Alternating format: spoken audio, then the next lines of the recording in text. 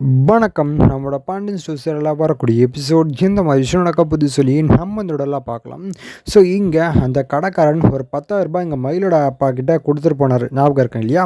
So அந்த காசுக்காக இப்போ ஒரு விஷயம் நடக்க போகுது. ஸோ என்ன விஷயம் அப்படின்னு சொல்லி பார்த்தீங்க அப்படின்னா, இங்கே அந்த ஆளை வந்து பாண்டியன் பார்க்கவும் செய்கிறாங்க. என்னங்க ஐயா, நீங்கள் இன்னும் காசு தரவே இல்லை, நான் எப்போ கொடுத்தது, நீங்கள் எப்போ தரேன்னு சொல்லி வாங்கினீங்க அப்படின்னு சொல்லி பாண்டியன் கேட்கவும் செய்கிறாங்க. பாண்டியா, என்ன பேசிகிட்டு இருக்கேன், நான் தான் காசு கொடுத்து தான் போனேன் அப்படின்னு சொல்லி சொல்லுங்க செய்கிறாங்க. இங்கே பண்ணனுக்கு ஒரே டவுட்டு, என்னங்க என்ன சொல்லிகிட்டு இருக்கீங்க, நான் வந்து உங்ககிட்ட காசு வாங்கவே இல்லையே அப்படின்னு சொல்லி பாண்டியனுங்க சொல்லவும் செய்கிறாங்க. ஐயோ இல்லை பாண்டியா, அவனோட சம்மந்தி இருக்காங்க இல்லையா, அவர் தான் கொடுத்து போனோம் 10,000, அவர் நான் கொடுத்துட்றேன் சொல்லி அவர் தான் வாங்கி வச்சாரே அப்படின்னு சொல்லி சொல்லவும் செய்கிறாங்க. இது கேட்ட பாண்டியன் புரிஞ்சுக்கிறாரு. சரிங்க, மன்னிச்சிடுங்க, நான் மறந்துட்டேன் அப்படின்னு சொல்லி இவர் அனுப்பி வைக்கவும் செய்கிறாங்க. அப்போ தான் இங்கே பாண்டியனுக்கு புரிய வருது, அந்த காசுமே அந்த ஆள் எடுத்திருக்கான் போல அப்படின்னு சொல்லி பாண்டியன் நினச்சிடும். ஸோ ரொம்ப கோவத்தோடைய இங்கே வீட்டுக்கு வந்து இந்த விஷயத்த சொல்லவும் செய்கிறாங்க.